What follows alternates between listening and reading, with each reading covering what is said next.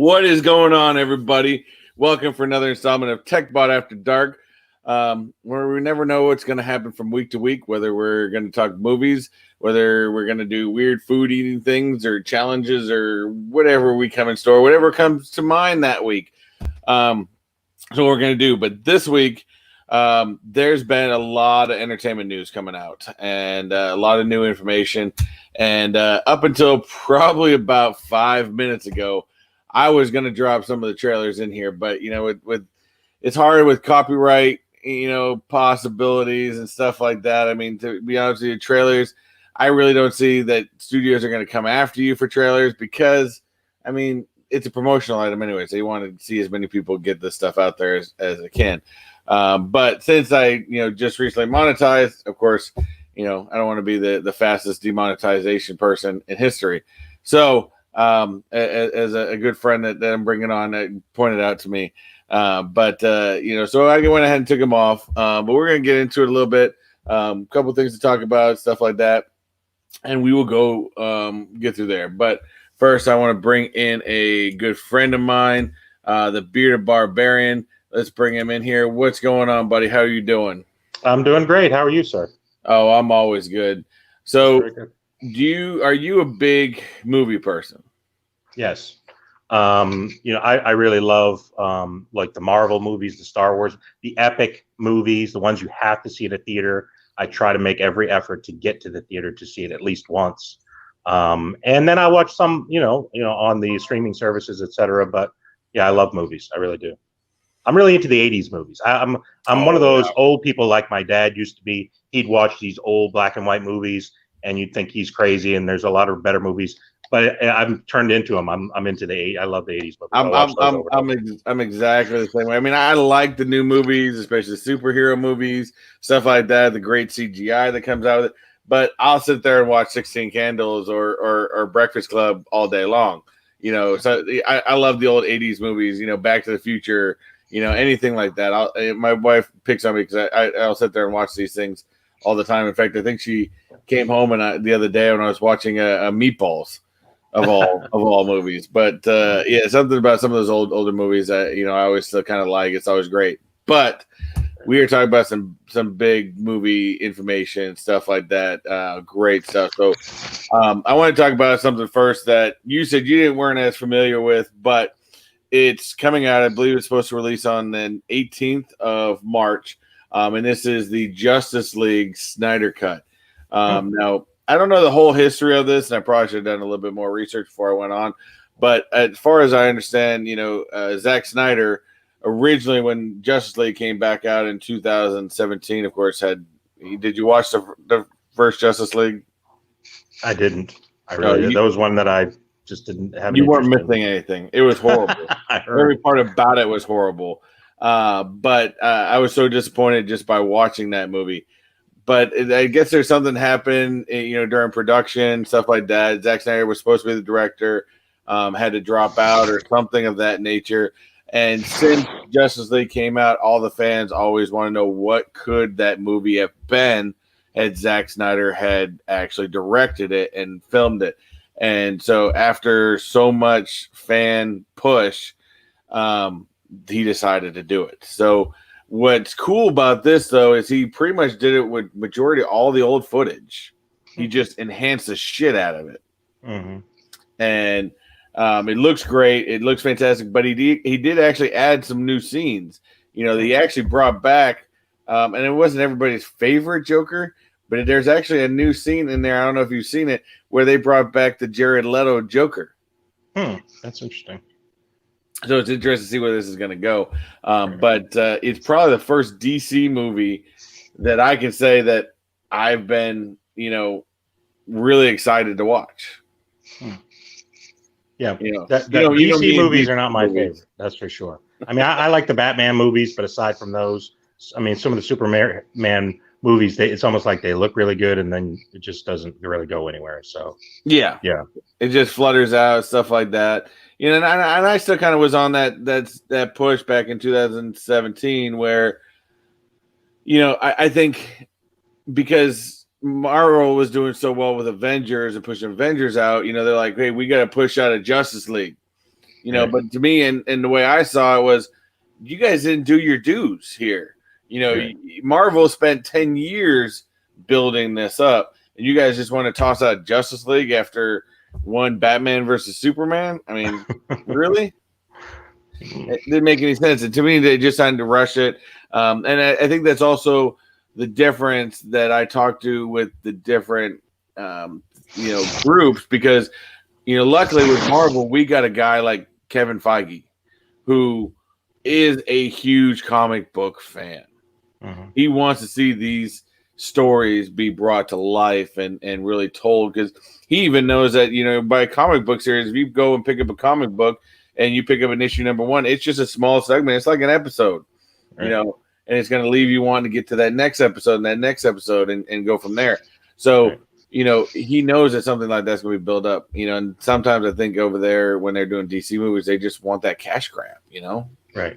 Well, and I think there's, there are other companies like Disney that have done some of that with Star Wars as well. I mean, they could get a lot of directors to do a lot of things, but they don't seem to care that much about wanting to get people that were actually fans of the series from Star Wars, for example, to get, Kathleen Kennedy to get involved in that. And a lot of people just think she ruined the franchise, but then they, look what they did with Mandalorian when they actually found somebody, Jon Favreau, who's an actual Star Wars fan, and actually feels like it's important to keep things going in the right direction instead of, I just want to do a bunch of stuff to make a movie. When you're, using a major franchise like things like Marvel and DC and Star Wars, you want to make sure that you're doing things that all fans, new fans as well as existing fans, will really like. And like I said, I just think that some of these businesses, these big companies, miss the mark, and they just don't see it as being that important. And then they don't find out until it's too late, and then it's out, and everyone gets infuriated and angry about it. So I don't know. I mean, so I do think that is good if they've got somebody that does. And actually, to be honest with you, I hope that this is successful, this cut that they're talking about, because I'd like to see some other movies, maybe like, for example, Star Wars. Like, JJ had his own vision for the last movie, and he said they ruined it, basically ruined his movie. Oh, yeah. I'd like to see them redo it with his cut. And then that would be cool, especially if something like this is so successful. How many directors out there got their vision taken away by the studio when look at what this guy did it with the same film, maybe added some extra pieces to it, and he made it so much better, and he made it into it looks like it's going to be made into a film that people actually want to watch. Right. Be able to come. I think, and I think J.J. Abrams is a fantastic director. Mm-hmm. If he's allowed to do what he wants to do, that's why I like guys like James Gunn, because he directs the way he directs, and if you don't like it, then he'll leave. Right. That's why I'm kind of looking forward to Suicide Squad 2, because I mean, he did it, and I think it's going to be good because he had that vision. I mean, you can have some great actors, you can have fantastic actors, you can have a great script, but if you don't have that guy behind that camera with that vision, it really makes no difference. I mean, I think that's why even Avengers are so good, or the last two Avengers are so good, because there's the Russo brothers. Right. Russo brothers have been known to put out fantastic work, and Marvel let them do what they wanted to do. Right. And that's the why thing. You pay a director, you pay him in a lot of cases a lot of money, and then you want to come in and meddle him and tell him what to do. Just like, why didn't you just get some nobody and just do it yourself if you're going to do that? I mean, otherwise, you're not really going to draw like Steven Spielberg. He's not going to put up with that crap. He's just going to say, I'm going to do it my way or I'm leaving. And but a lot of directors don't have that kind of cachet, and they can't really do that. And so a lot of times, they get somebody that, like I said, they think that they can tell what to do, and they'll do it. And it's fine when it's a one-off. It's just like a one movie. But when you're you're talking about Marvel franchise or DC or Star Wars, I mean, that's to me, it's a whole different thing. But again, I don't know that these companies look at it that way. I think they just see it as another movie, another way to make, $500 million, and that's it. And, they don't care what the result is. And ultimately, what some of the things that are going on with some of these franchises is that, if there's other things tied to it, they're not only missing out on that opportunity, but other opportunities. Because if you sort of tinker with Marvel, it's just like, well, this movie didn't go well, people might not watch a bunch more movies. I mean, just like, well, it's over for me. I'm done with this now. and just move on to something else. And it definitely comes down to the director. I mean, and by the way, thank you for JD. I appreciate the super sticker. Definitely appreciate it. Thank you. Yes, first time monetizing today. I finally got that, long awaited reviews and all that stuff from YouTube. But how long did that take when you submitted it? About how long did it take to go through? Like, it probably would have been quicker if I had my AdSense figured out. Because I had an AdSense account with my personal side, but then they wouldn't take it because it was, of course, a different name, and so I had to delete that account and start a new one. So I would recommend starting your AdSense account connected to your YouTube channel first. Get that done, and then that way, pretty much all you have to do is a review side. The review took about 3 or 4 days. Oh, that's good. I had heard that sometimes it takes a while, so I was curious. That's good. So I got real lucky with that. But I mean, you talk about even you want to talk about something Marvel did. I mean, look at phase 1 through 3. One I want to point out is one franchise in particular, Guardians of the Galaxy. Marvel was originally giving a lot of flack for doing Guardians of the Galaxy in the first place because Guardians of the Galaxy wasn't even a well-known comic. I mean, Rocket Raccoon had his own comic well before he was even hanging out with Groot for years. So everyone knew of Rocket, but I mean, Star-Lord and Gamora, I mean, they were very unknown within the universe. And, you bring a guy like James Gunn in, do the movie, and now Guardians is a household name. Right. Absolutely. And you think about it, so there's a lot of other, like Deadpool's the same thing. A lot of people, I mean, if you're really into comics and stuff like that, you knew about Deadpool, but most people are like, they're familiar with Batman, Superman, Spider-Man, those kind of superheroes. They aren't as familiar, but it just goes to show you what a good script, a good actor, and a good director can do. They can really bring a character to life and make, like I said, make everybody happy, where they're, new fans that aren't familiar with them, or comic book fans that remember how great the comics were, etc. So yeah, a lot of times, and just like some of the actors that play in these different things. When I heard that Ryan Reynolds was going to be in Deadpool after what he did to the other one, I was like, oh god, I guess I won't be watching that one. Yeah. And then of course, Green Lantern was horrible. Right. I mean, every part about that was horrible, and I'm glad they never, they set that movie up for a continuation. And I'm glad they never pulled on that. But then again, you couldn't see anybody else playing Deadpool except for Ryan Reynolds at this point. That's why I'm glad at least Marvel did go ahead and decide to give him that big contract. I mean, he got probably almost one of the biggest contracts in Marvel history right now. So they plan on using Deadpool in many different ways in the future, and I'm excited to see. I'm thinking we're going to see the first cameo of Deadpool and Shang-Chi. I think that would be pretty awesome. And I think there's been Deadpool Shang-Chi connections in the past in the comic book, so I would definitely like to see that. I mean, I'm excited for Shang-Chi. Nonetheless, I think that's going to be a fantastic movie. Well, there's been such a gap in Marvel movies at this particular point. It's just like, I don't, anything they could put out there, I'd be just, clamoring to see it. So, but I have heard good things. For sure. I've said this year is going to be the year of Marvel, really, to be honest with you, because they've had so many movies and they've had to delay everything because of COVID. And now that they started the WandaVision, they can't really keep pushing things back because WandaVision has started the timeline. It has started the events, and they really, certain movies need to be played to continue the timeline and stuff like that. So the only movie I think, what was it?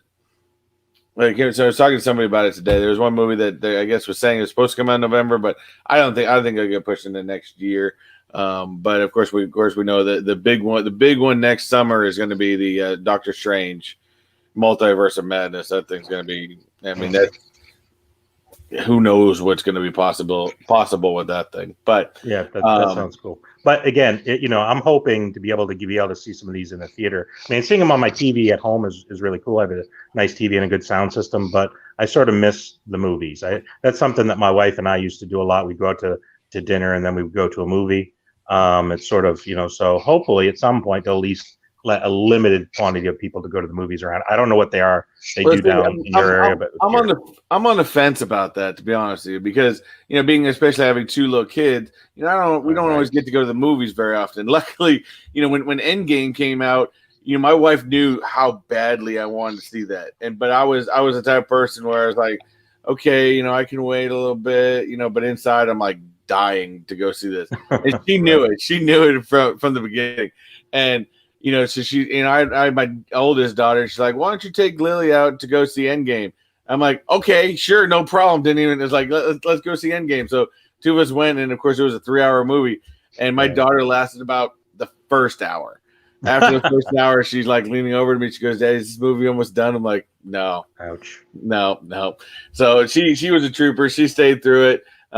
Even in my small amount of tears that came out at the end of the movie for Tony, and she didn't understand that part either.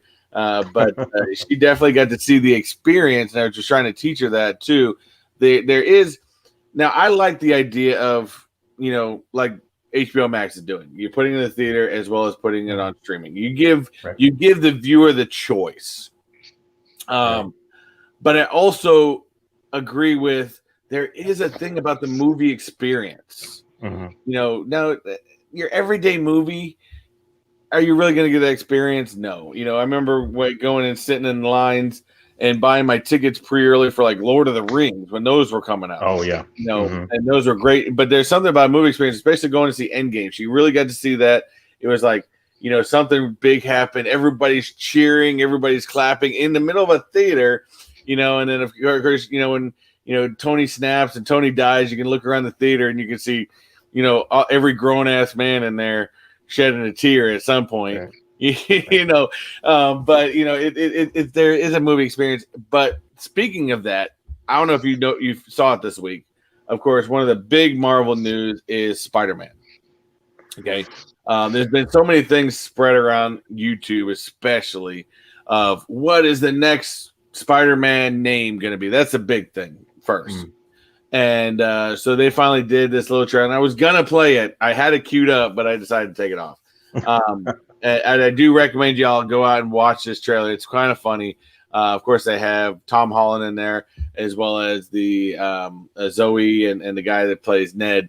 And basically saying that they were given a fake name again because Tom Holland, as we all know, Tom Holland is the worst. They always give Tom Holland fake information. All these studios give Tom Holland fake information because he's the worst at releasing, clues for the movies. But of course, when they're walking out, they had Spider-Man No Way Home. What's funny about this is if you watch the trailer at the very end, you'll see it on a whiteboard, and then it clips to the actual logo of it, and it says in theaters only. November or whatever it was, but they made sure to specifically point out that this movie will be in theaters only. So there will be no option of streaming or anything like that. That movie's coming to theaters, and if you're going to watch it, you're going to go to the theaters. And I will be right there at the theaters to go watch that damn thing. I like Spider-Man. It's not my favorite. Spider-Man I like they tend to play it out. I mean, over and over again. So if it's something different, it's sort of a different idea, different spinoff on Spider-Man. I was never really into the Miles Morales Spider-Man. Like I said, I know I'm an old man. I'm just like my dad. Just Peter Parker will always be Spider-Man, and you can keep Miles Morales. But I mean, it sounds cool. I just don't understand it. I mean, to me, it's just Miles. Like I think and they are going to bring Miles into the MCU at some point, or the Spider-Verse, whichever it is. Because of course, if you guys don't know, if you have, of course, there's the MCU, that's Disney's Marvel, and of course, there's the Spider-Verse, which is basically what Sony is building and creating, and they're taking a page right from Marvel's playbook. They're slowly building this. I think they're doing fantastic, and they're going to build this. And even in New Carnage, Tom Holland is supposed to show up in the next Carnage movie, and then I think even this No Way Home is going to start to merge that Spider-Verse with the MCU a little bit, because I would like to, of course, we also know Morbius is eventually coming out. I'd like to see even Morbius crossover at some point, because Morbius had some great battles with Blade, who is coming to the MCU. So are they bringing back Wesley Snipes? That's awesome. no, That's no. Who's playing Blade? Who's playing Blade? Did they pick somebody? It's one of these. He has a difficult name, but he will play the part really, really well. They brought him out at Comic-Con a couple years ago when they announced it, and I can't remember if you guys know. I know Jesse Lou's pretty good with that stuff. Do you remember who is playing the new Blade? Put it on there. Wesley Snipes gave him his blessing for it. Oh, did he? Okay. Yep. And so, but like you said, there's that big crossover, and I'd love to see it. But I think Tom Holland. I mean, out of all three Spider-Mans, I think Tom Holland plays the character the best. I mean, I love the Spider-Man. I'd probably say my top two characters is Captain America and Spider-Man. So I can't get enough. And I know that there's supposed to be this one, because it's being No Way Home, is supposed to tie more into the multiverse. Mm-hmm. So I think this is where you're going to see, they're supposed to be bringing back Tobey Maguire, whether it's in a large part or a small part. They're supposed to be bringing back Andrew Garfield, who did the Amazing Spider-Man. Excuse me. And I think this is where you could see Miles come in at some point. I just think if you watch that animated movie of Into the Spider-Verse, I just think it was so well done, and to try to explain it and stuff like that. I like Miles. I'm a huge Miles Morales fan. I'm all for it. And but yeah, I can see a lot of people's point. I've given Wayne so much crap because when it was starting to come out, he's like, "This is Spider-Man." And I'm like, "No, it's not Spider-Man. It's Miles." There is a difference. Well, sometimes this is like, well, he's in a Spider-Man outfit, so I mean, what are we talking about here? You know what I mean? So, but yeah, I was never really into. I do have some old Spider-Man comics, and I used to read some, but it was just never really my favorite. But I mean, years ago when I used to collect comics, I didn't even collect that many superhero comics. I was more into, like the anti-hero type comics and those type of things, the indie books, etc. So I've sort of later in life sort of gotten into superheroes, and like I said, for me, Peter Parker was always Spider-Man. But I understand they want to, sort of spin it off and give it a new look and kind of freshen up the franchise, and they do that in the comic books as well as in the movies, etc. So, well, I mean, remember when it came out with Spider-Man 2099? That was a whole nother rendition. Of course, then even back then they even freshened it up a little bit, because when you got into Secret Wars, Peter changed his outfit all the way around. And then you had the black and white Spider-Man, for the Secret Wars and stuff like that. So they always got to freshen it up a little bit, change it up from time to time. Sure. I mean, Spider-Man, I still think has one of the greatest villain lineups of all time. Sure. He's got more villains, especially the Sinister Six. I mean, that's a fantastic, grouping right there. But definitely, I think it's something that is playing out. I mean, have you seen the Carnage teaser trailer? I haven't been watching a lot of trailers. I mean, just like the thing that frustrates me when I watch the trailer, they all look awesome. When I look at the trailer, I mean, even the Batman one that you shall not speak of, it looks awesome. I don't care what you say; it looks awesome. I was just like, okay, I can make anything. If you have a movie that's 2 hours long, if you can't pull together 2.5 minutes of quality footage and turn it into something epic, then you have no movie at all. Anybody can pull that together. So it's just like, it's kind of a big tease. And in some cases, they'll show some of the best things in the trailer. So it's a bit of a spoiler. It's just like, this great moment happened in the movie. I'm like, that was in the trailer. I already saw it. Why did I come to see this? So, Yeah, like I said, I mean, I will be right there to watch Batman when it comes out. I will pay my money and watch it just to sit there and smile and know I was right. I'm still going to hold that. You can't have that attitude. If you have the attitude, I'm right and I hate this, you're going to hate it. Right. He can do anything he wants to do. He'll glisten and do all the great things that everyone's looking forward to him doing. And all you're going to do is say, I was right. People want to see him glisten. Okay, you are correct. And maybe this is, I'm even setting myself up for a great live stream beforehand of going to watch the movie and doing a whole movie thing. And maybe I'm setting myself up for some content here. Maybe that's what this is. But yes, I do agree. And I may talk a lot. I may, criticize a lot, but I think as being, I don't know, to a certain extent, as being a YouTuber, maybe sometimes you got to be harsh with something you feel like, whether it's going to be bad or good, or, maybe I'm right I'm wrong and you think and you don't agree, hey, that's part of life, but I'm going to tell you truthfully how I feel. And to me, like I said, I've seen all the trailers for Batman. I've seen them multiple times because there's maybe a small part of me that wants to think this is going to be a good movie, but deep down I know it's not. But I will go into the movie. I will dead serious. When I'll talk a lot of game up until then, but when I go into the movie, I will go into the movie giving it a fair chance of being something. I hope you have to actually believe that. You can't just say it. You actually have to believe you're giving it a fair chance. So I think, to be honest with you, I think you're going to be right and wrong at the same time. I think there are going to be parts that's really going to be, you're just like, this is not good. And there'll be other parts I think you'll be pleasantly surprised by and say, so the question is, will one part outweigh the other part? And one thing, I was watching a video of somebody who made an interesting point, and they talked about, what makes a good movie good compared to a bad movie. In a lot of cases, there are some movies that you watch for a long time, for like an hour and a half of a 2-hour movie, and you're thinking this isn't that great, but it has an epic ending. Oh, yeah. And at the end of it, you're like, that movie was awesome. And when you look back at it, you're just like, how was it really that good? Or did it just have a really good ending? And maybe the middle part of it was just a bunch of fluff or filler. So, I mean, it's sort of interesting when you look back at some of these movies that, like I said, think and say, wow, that was a really awesome movie. But was it a really great movie or just a really great ending? Or you sit on the couch like I did on Christmas night watching Wonder Woman 1984 at the end of the movie going, what the hell did I just watch? I didn't see it. I got to be honest with you. Your opinion weighed heavily. I was like, I have 2 hours of my time. Am I going to do this or watch YouTube? I watched YouTube. I never saw it.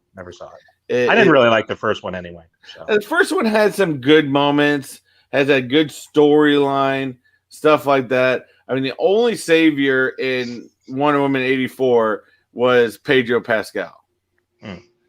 He played that character to the T, and he played it so incredibly well. They had a point to make Cheetah very good, and then they just crapped all over it at the very end. And I don't know. Like I said, there's some just really bad CG in it that is like, really, this makes no sense. This absolutely makes no sense. They got to save money somewhere. They're not able to get all that revenue from the movie theater, so we'll just save it on the CGI and just do it half-heartedly. Yeah, I don't know. Like I said, I was hoping for more. I was hoping for it to be a good movie. I went into that going out, hey, the first one was decent. Let's go in. This should be pretty good. So I was going to a good because like I said, I mean, I wasn't impressed with Aquaman. Shazam, I thought Aquaman was pretty good. It wasn't my favorite movie. No. Of course, there's a lot of DC, but of all the DC movies, I thought it was pretty decent. I had some good action. The storyline was meh, but I mean, based on the other thing, I thought it was pretty decent. The storyline was lackluster. Well, let's be honest. A lot of the storylines in some of these movies are not exactly the best. I mean, when you put it together, there's actually an interesting YouTube channel. I don't know if you've ever seen it before. It's called Pitch Meeting. Have you ever heard of it before? No. There's a YouTube channel called Screen Rant, and if you go to Screen Rant, and there's a section called Pitch Meeting, and it's a guy pitching to himself, and they kind of flash back, but it's really funny, and it's somebody pitching a movie to somebody before it comes out. It lasts 3 or 4 minutes, and it talks about all the different things that happen in the movie, and there are actual things that happen in the movie, and when you pitch it that way, it is the most ridiculous thing you've ever heard in your life. And just when you think about it, it's like, that's the story. And if you piece it together like that, it's just ridiculous. It's funny. You should check it out. It really is pretty fun. Check that out. That sounds quite interesting. I've watched Screen Rant a lot and stuff like that.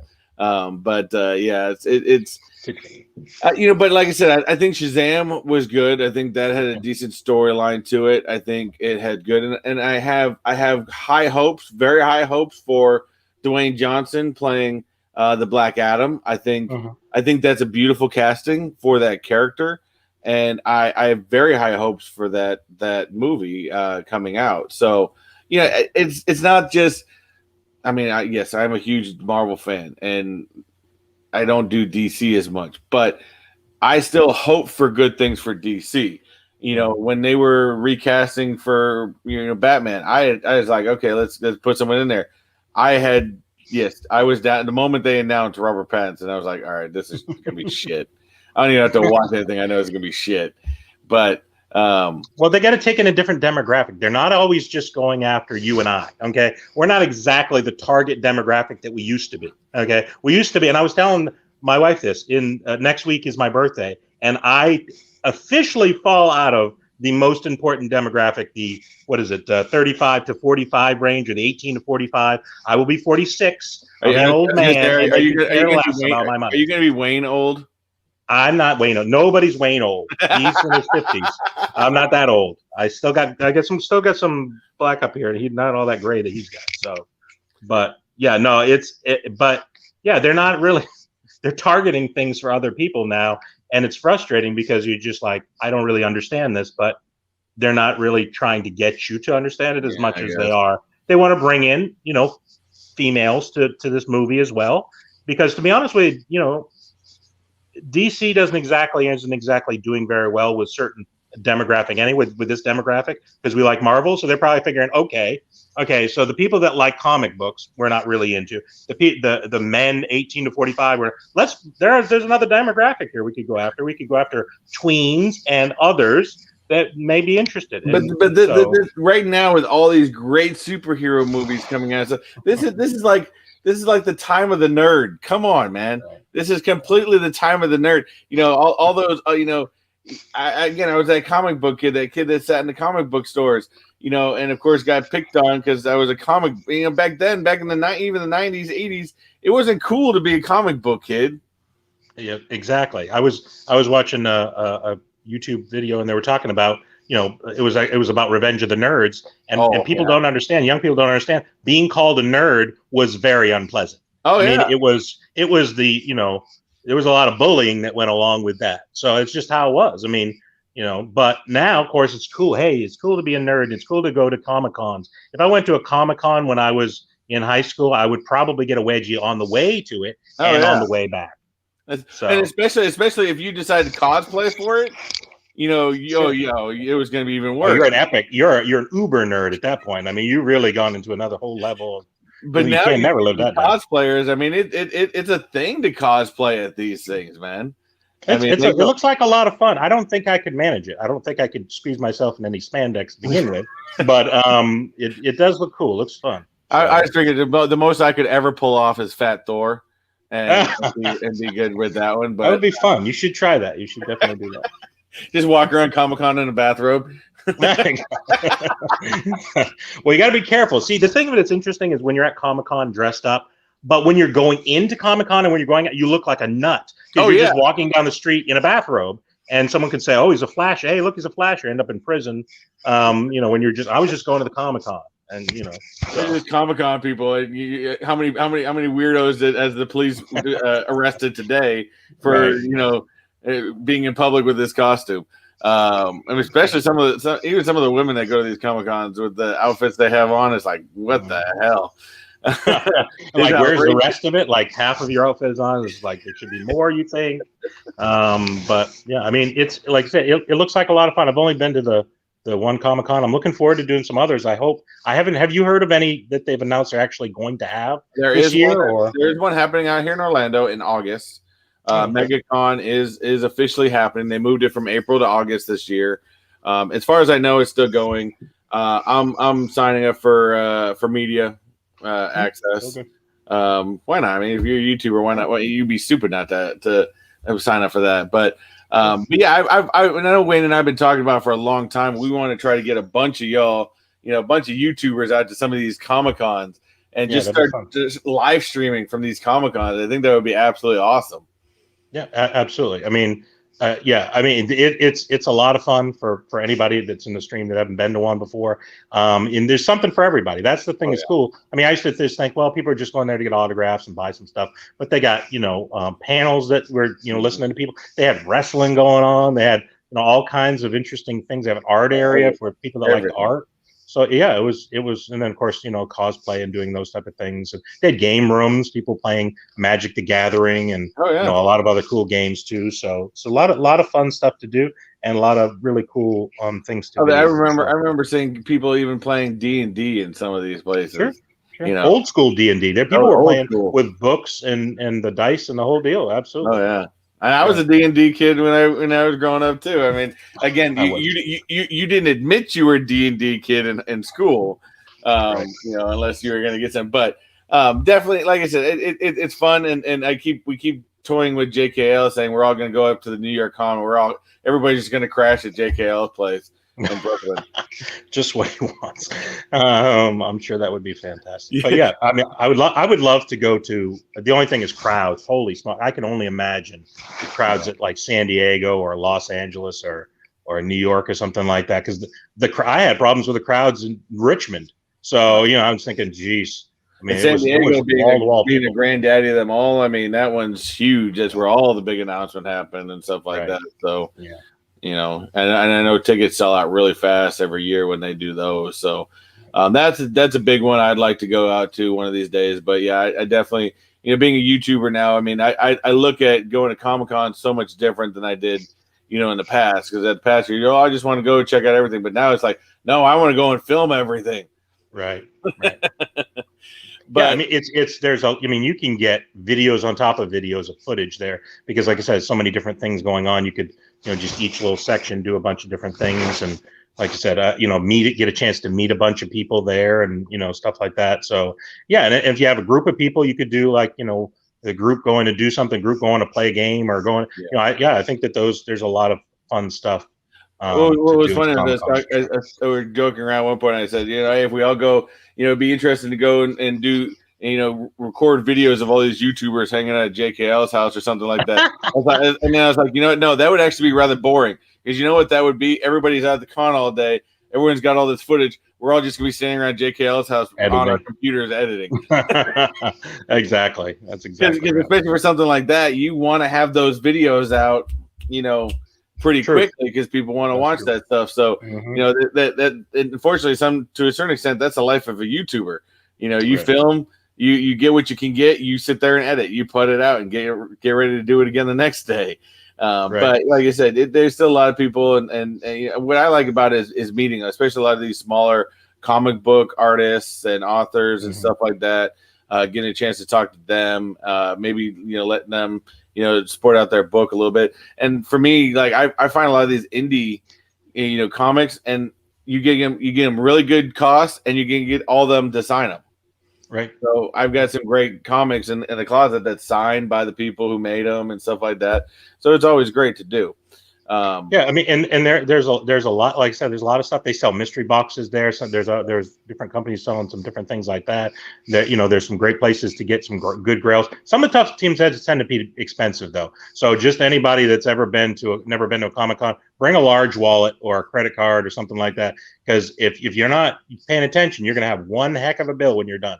Because every little thing can cost you, even like just like food. Like if you go to a ball game, you spend a lot on food. It's the same thing at the Comic-Con. You're spending $12 for a hot dog or something like that. So, but it's part of the experience. And but yeah, it was lots of fun.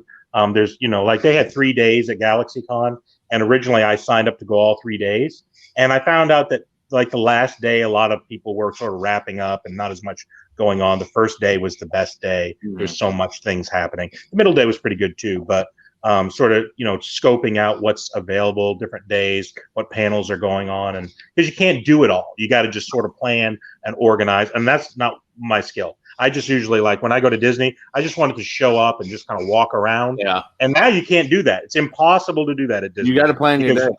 Yeah, you got to plan out and say, I want to take this ride and get this fast pass and all these other things, or you're going to totally miss out on maybe some of the best stuff. So exactly. Yeah.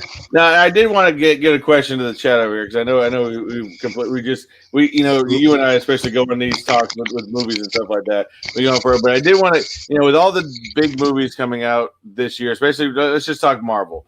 I mean, we got Black Widow coming out. We got, of course, the shows. We got Loki.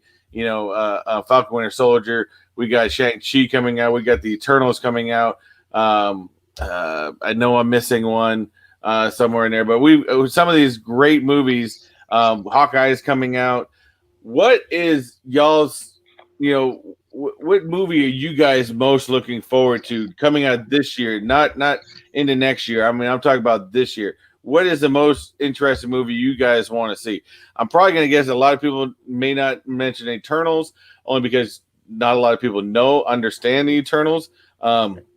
I think it's a fantastic story, and it's going to really set a basis for into this phase that we really didn't get from the second phase, which I think will be great. I've read some stuff. In fact, like I said, I'm reading the new ones. New ones out are fantastic of the Eternals. Great read. If you guys get a chance, again, get out your comic book stores. Comic book stores aren't as shameful. Although we didn't think they were shameful, but they aren't. It's not a peep show; it's a comic book shop. But it's great. It's great because you can sit there. Like I said, I was literally just flipping through the boxes, and the guy in the shop's just walking around because he's doing stuff. But we're just sitting there talking about everything else, and even everybody else jumping in for different things and stuff like that. So I mean, it's a fun place. It's like, I guess it's the nerds version of the barbershop. Right. Yeah, it's a very different place than most other stores. Like you go to a store, like a bookstore, and you start reading a book or flipping through a book, they're like, you need to get out of here, quit loitering, kind of thing. Whereas the comic book shop is sort of, there's an opportunity to talk about comics, and you meet people kind of like you do on the chats here and some other things, some local people that collect different things and have different things. That different comic books, etc. Or talk to the owner or some of the people working in there. If you have a good comic book shop, some of them, it's just they're not as the best, but yeah. But it's important to support those businesses, because if you don't, and you just buy everything through Amazon, I have a tendency to be very lazy when I order things. I just have a tendency to buy stuff on Amazon. It's not really good. It's not. I'm right there with you. I'm an Amazon junkie. But like I said, we have a couple in the area. Like there's one. Coliseum of Comics, but they've got like 3 or 4 different places. They're kind of more like the franchise type thing. Right. I don't care to go to those as much, but there's one that I found it's a local run, and I find so much more good stuff in there than I would, things like that. And there's another one out on iDrive that's fantastic. I mean, like I said, I go around and I try to find all of them, because everyone's got a little bit of different tastes and stuff like that. And go out there, flip through a comic box, find yourself some stuff. I mean, and the thing is, I've always a big promoter, even of when it got to like, when technology caught up with books and go with these digital e-readers. This is cool. I can't do that with comics. I can't read comics on the computer. It's just not the same. Yeah, it's interesting that comics, because I always thought that was, even back early 80s and 90s and stuff, when you're talking about, digital, and people are like, at some point, comics, there'll be no more comics. And it seems like it's gone that way with books, but just comics just haven't, people like the actual paper and the art and actually being able to physically touch it. And maybe at some point in the future that'll change. But I think a lot of people really do like the actual comic books. And I've tried to read a couple of digital, and I didn't really enjoy it either, quite frankly. I was just like, I think too, the whole comic book thing is not just about, we got to have it in our hand. We got to see the paper. We got to feel the paper. We got to look at the paper. But it's also taking care of your books too. Right. Boarding them and plasting them and and organizing them in your boxes, stuff like that. It's about not just taking care of your stuff, or you find a real hot one, like first appearance of Carnage, and you want to go get that thing graded, right, or something of that nature. So of course, if you're I don't have any slabs person myself. But like I said, I go out there. I only bought one comic today, and it was just like, okay, I want something to read. I wanted the Eternals issue 2, but damn, comic book store sold out. But right. It is what it is. I might have to get that off of mainstream comics. We'll see. But I don't have that many slabs. I have one slab. I got a Joker slab from a company, and it was I really like the art on the book, so I decided to go ahead and get it. But most of my comics were when I got them when I was much younger and got them all boarded up and stuff like that. I was lucky years ago to get a comic book, and I actually do want to get it put in a slab and looked at it. Probably need to get it pressed. Is a Jim Lee autographed X-Men. It was like X-Men #2, something like that.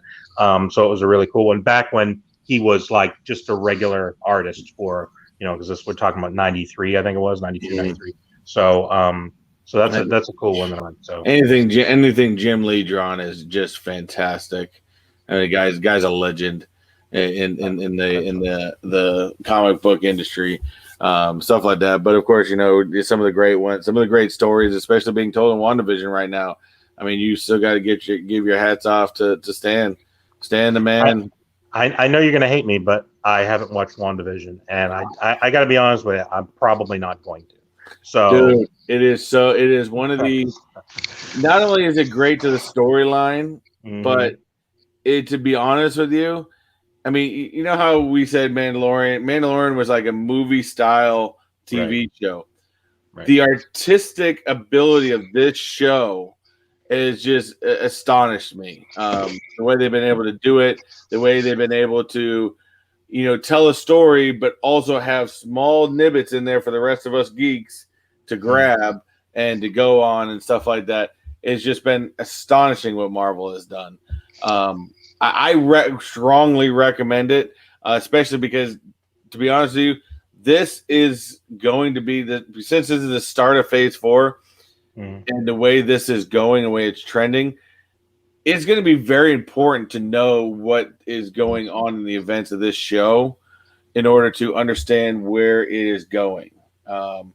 Because, like I said, I think if you don't know the events of the show, you may also go where I predict, whereas Wanda's gonna go from, a villain to a hero and back to a villain again. I see.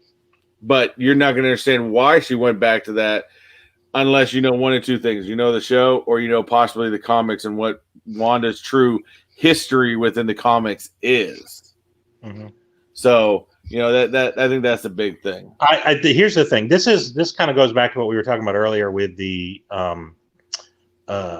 trailers and things like that. When I saw the trailers, I was like, this is nothing I would have any interest in. I don't like 50s TV shows, old corny 50s TV shows, and that's what it looks like to me. At least there must be some element of that to it, and I don't like that. And it just completely turned me off.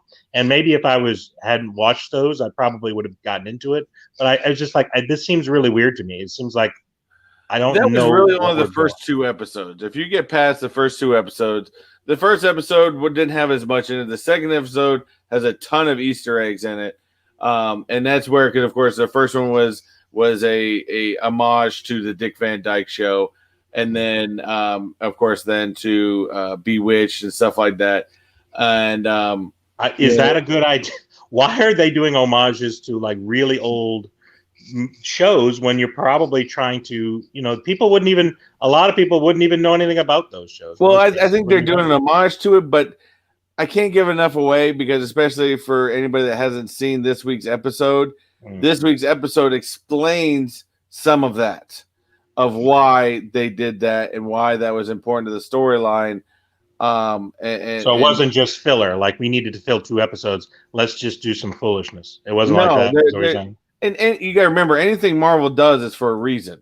They're not going to just. There was a reason for them to do that and to build that world.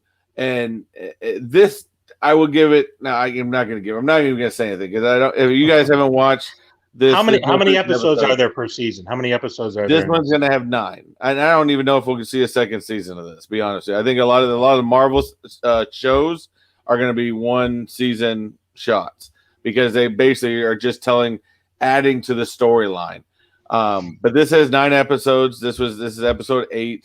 So we have the season finale next week, which I think is going to be just. I mean. Who knows what's going to happen with this one, but it's going to be fantastic. But it is, there's a reason for everything. And I know that a lot of people even said in the first 2-3 episodes, everyone's like, I don't get this. I don't understand this. This is weird.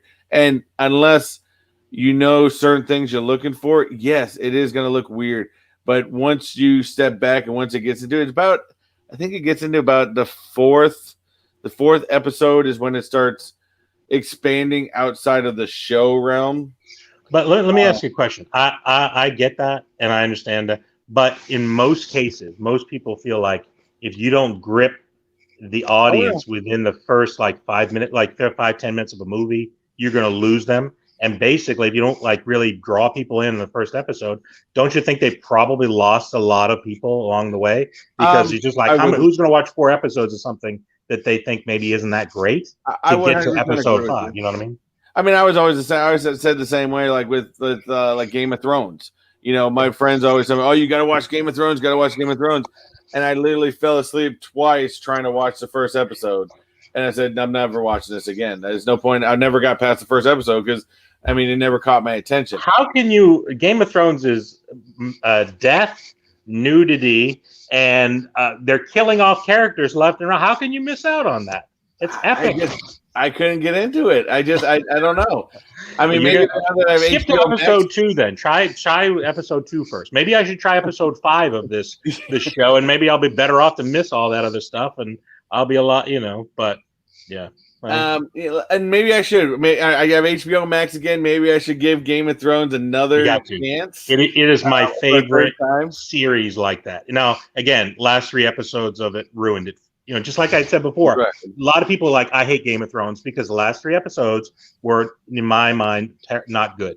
And so people are like, I don't like the show. And I'm like, no, I love the show, except for the last 3 episodes. So they just took the. But for your love of that, I would also say definitely, if you like Marvel and you want to get into, and you want to, because again, I don't know how important. I'm sure that there's going to be some importance of Falcon Winter Soldier into the storyline, but I think from what I can tell, Falcon Winter Soldier's going to be more about telling the story of Falcon trying to realize that he's very important to because he didn't feel that he should take the shield. He didn't earn it. He didn't stuff like that. He was a soldier.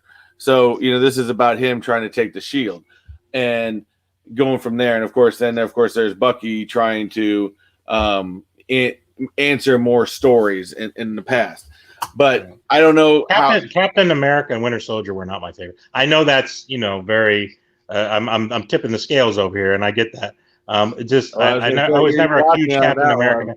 I got to be honest with you. You're not going to like this. He's a bit nerdy. Okay, just a little bit too much of a Poindexter for me. He's not edgy enough of a character like Iron Man or Deadpool. I don't know. I guess I'm a bit of a villain myself, so I kind of like the characters that have a little bit of that dark side to them. So but Cap has to be. Cap has to be like that because that's what way he always was. He was doing it by the book, doing it by the what was right and what was everything. And yeah, some of that had to be nerdy. I think Chris Evans played Cap, incredibly well. But that's how Cap was. But don't you think that when we talk about you talk about characters, that if you like characters that are sort of a glimpse of real life, there aren't that many people that would fall into that category. Just like myself, there's a little bit of a dark element to me, and there's a little bit of what I'm saying. Just like this whole idea, the old days we had the guy wearing the white hat and the guy wearing the black hat. And it's very clear, this is the bad guy and this is the good guy. I guess for me, I kind of like those movies or those characters where it's just like, is this guy really a good guy or a bad guy? Or can you sort of see, a little bit of both in them? Yeah. Not that they're necessarily riding a line, but they're not really a perfect person. Yeah. Again, but I understand he's a superhero, so you kind of, it's above and beyond all that. But I don't know. That's just my personal opinion. I get it. I get it. Like I said, maybe I see myself because I always feel like I to do the right, try to do my best to do the right thing by everything, and maybe that's why I've always been a. So I'm the bad guy here. Is that what this is? I've always felt that way, but for you, I see a little bit of Loki in you.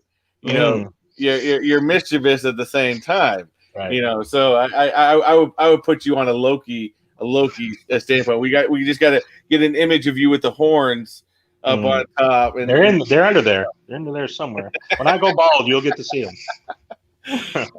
But I definitely see you as a Loki-esque type thing. But I don't know. Like I said, I was always Cap. But where I was going with this is I think Cap, because that's only gonna be like 6 episodes or something like that, and right. But especially if you want to see Loki, I've already analyzed the Loki trailer, and there's gonna be elements within that because. From what I can tell, that trailer is all going to be about that show is going to be about the multiverse, the Loki show. Right. But this is building towards that. Right. So there's even elements that are from WandaVision that I've seen in Loki. So in order for you to maybe understand certain elements, I think, and I'm going to be bad to say this, mind you, from what we just said, I would see WandaVision and try to understand what's going on with there to keep it into the timeline than maybe what Falcon Winter Soldier is going to give you. So if I had to say, okay, you have to watch one or the other right now, mind you, I don't have any knowledge of Falcon Winter Soldier, and it could be just about anything, but I have no knowledge of it. But I'd say you have to watch WandaVision is more important than watching Falcon Winter Soldier at this point. There is some questions I'd like to see, and there may, from what I rumored for Falcon Winter Soldier, is that you're going to see some mutants in it. But I think that's going to be helped by if JB and I are right, and even JKL, WandaVision is going to build that. I see. So Marvel's slick. They really know that they got you in a bit of a headlock. It's almost like, okay, you might not like this, but you're going to be missing a key part of what's going on over here. So it's almost like they're forcing you. And I sort of recognize that. And I started thinking to myself, geez, I know I'm going to have to watch this thing. I'm not, maybe I can fast forward through some of the foolishness, but yeah. So I have a tendency to want to binge watch. Like for Mandalorian, I watched the first episode, and then I didn't watch any of the rest of the season until the season was completely over. And I tried desperately to avoid everyone, all these people love, like you and Wayne, love to, spoil things for people. And so I try to avoid that as much, and then I'll binge watch the whole thing over. So you're a binge watcher. Right. You prefer to be maybe it goes back to even my childhood. I love the weekly thing because I love that suspense. I love the fact that this episode ended in such a way that I'm like, holy crap, what is going to happen? And yes, if I was binge watching, I'd just watch the next one and find out what happened. But I love being able to have that suspense all week and be so excited to watch that episode when it drops. Right.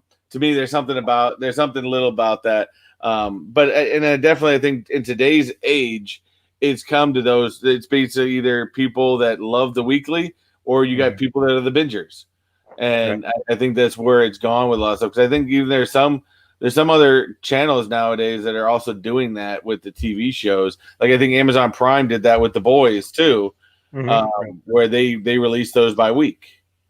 Right. And so I think a lot more people are taking on from Disney Plus, and I think you're going to see that a lot more. I don't think Netflix will do it by any means, although they need to drop Stranger Things 4 at some point because that's long overdue.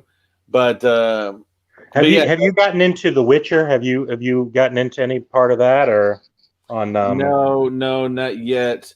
Netflix. They have one season out, and I watched it. It's confusing. And I did a little video about it, sort of explaining. I got like a Witcher figure, and it's almost like you need to take copious notes on what's going on, because they flash back and then they'll flash forward and then they'll flash sideways. I'm just like, what is going on here? I thought that person was dead. Now they're alive, and then you realize, oh, this is a flashback. But once you sort of piece it together, it is a very, very cool. The guy that plays The Witcher is the guy that plays Superman. What is his name? Henry Cavill. Henry Cavill. To be honest with you, because I didn't really like him that much as Superman, but he was really, I thought he was really good as The Witcher. The only thing I don't like about it is some of the CGI isn't the best. Okay. Did we lose him? Is it past his bedtime?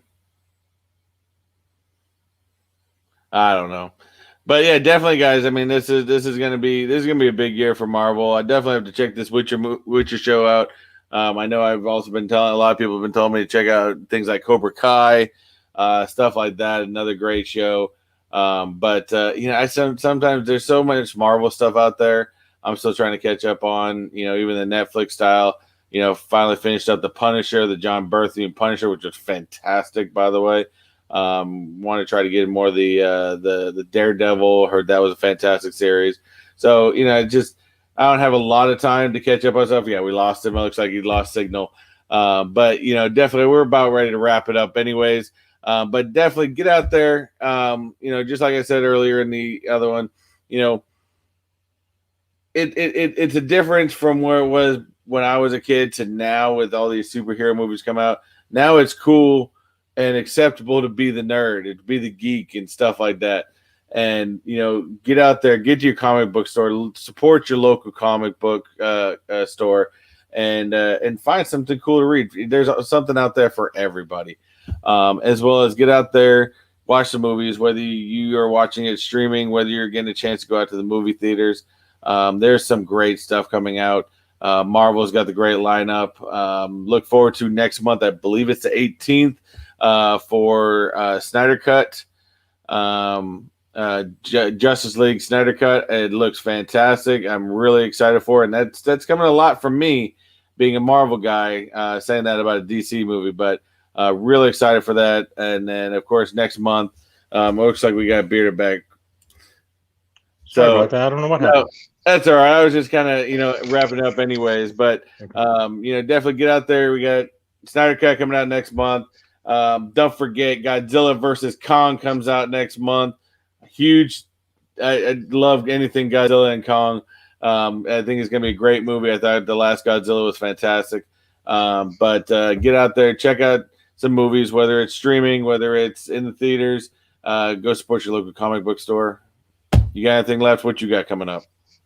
Not too much. I got my Saturday video. I've got a giveaway for tomorrow's video. We did a fan art competition a couple weeks ago, wow, cool. where people were able to draw some things and send it in for the Bearded Barbarian. Some were very flattering. Some of them were a little too honest and hit me hard, but it's all good. They did it. It was some good art. So I picked the person that I thought did the best job, and then I decided to put it out for the guests and anybody that wanted to come on the channel. Just pick the one that they think looks the best, and then I'm going to give that person a pop or a soda, pick from my pop stack, and then I'll put everyone else that voted on the wheel and give away a pop or a soda or something like that. So just want to do something fun, try to mix it up a bit, and try to do some fun things like that. I did a haul video, I went to Books A Million and did a hunt video yesterday, and that was a lot of fun. That was my first one, so I enjoyed that too. So we're doing some good things. I got some mystery boxes I'm hoping to open soon, and I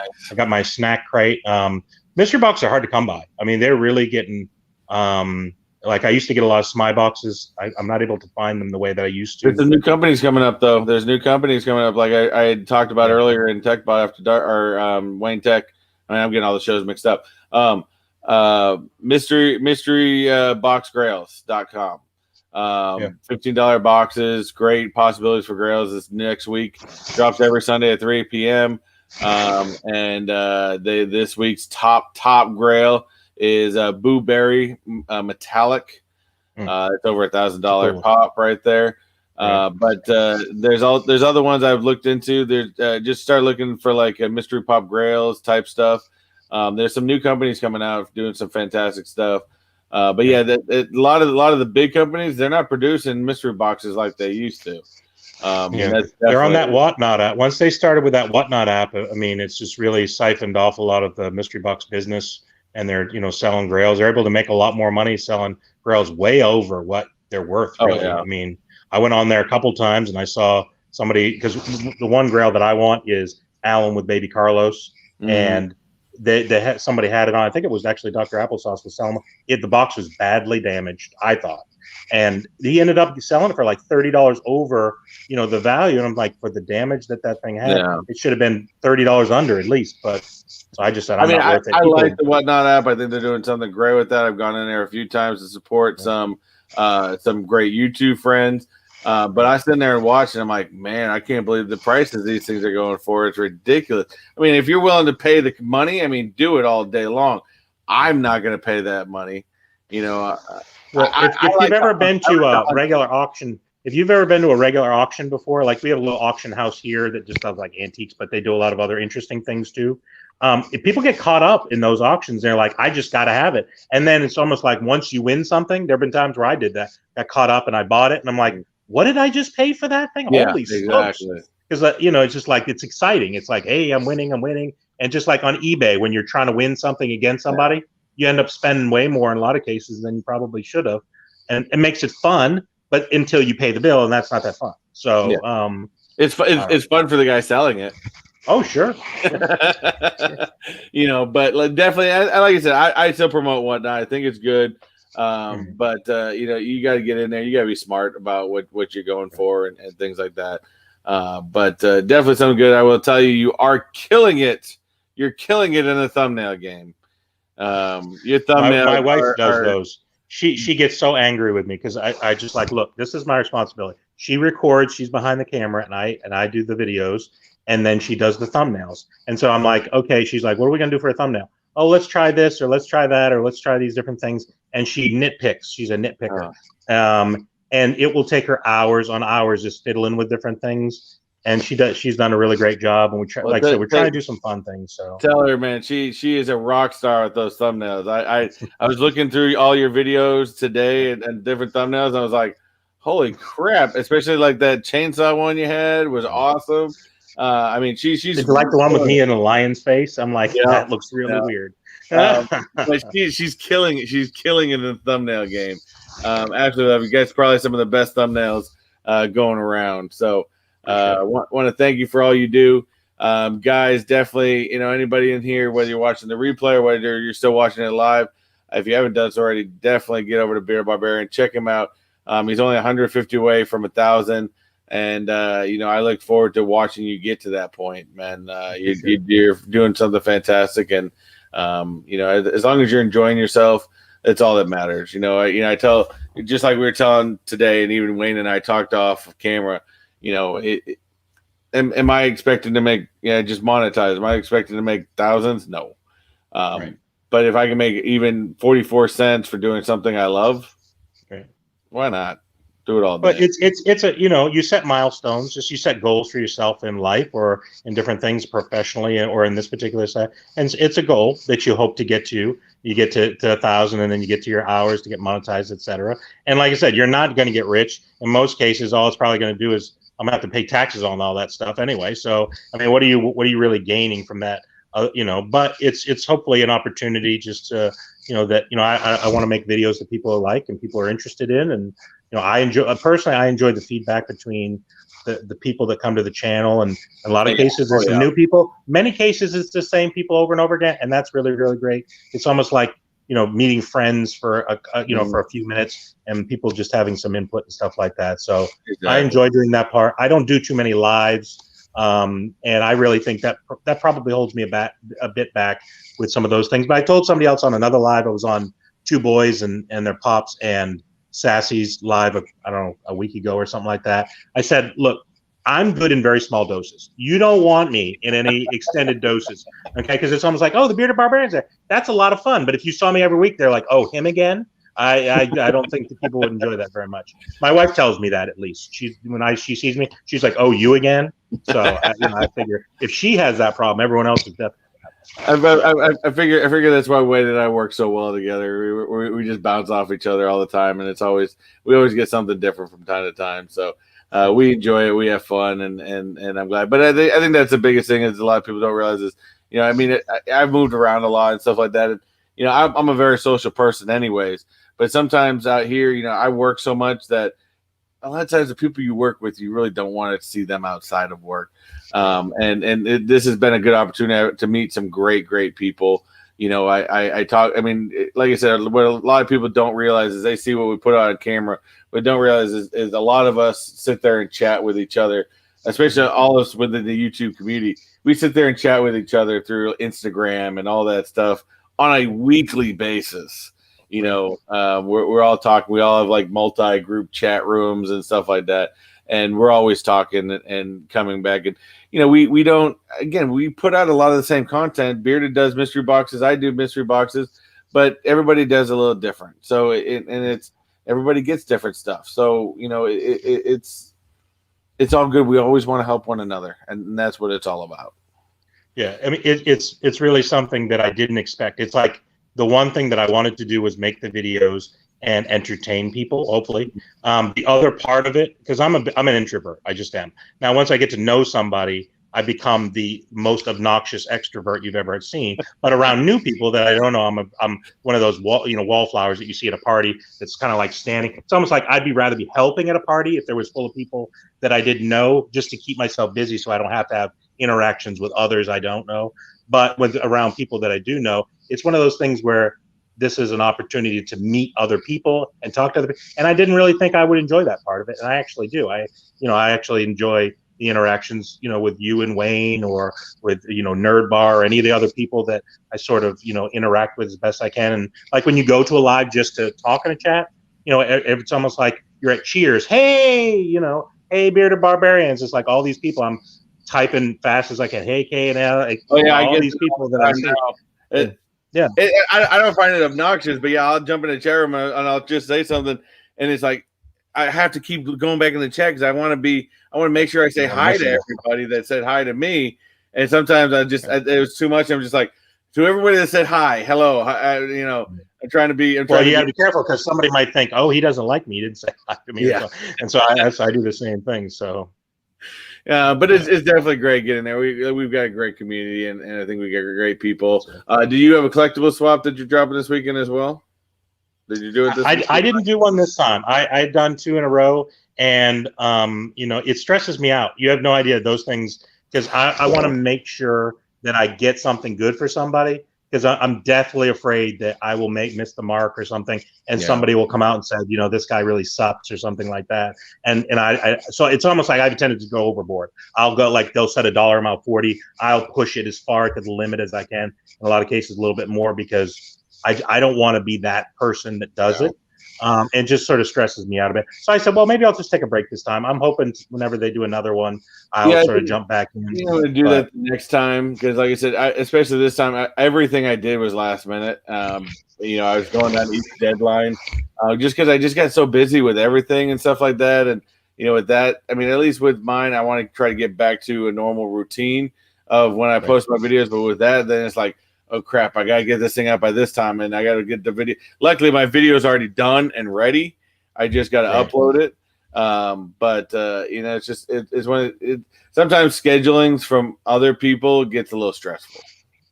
Right. Because there's some postings, like I tend to try to post Tuesdays, Thursdays, and Saturdays, and they'll say, hey, you need to post on Friday. So I was like, okay, so do I not post my normal video on Thursday, or do I post that in addition to it? And like I said, people don't really understand, if you're trying to do a good video, you got to record it, you edit it, you make sure that it's got all the different things that it's supposed to have.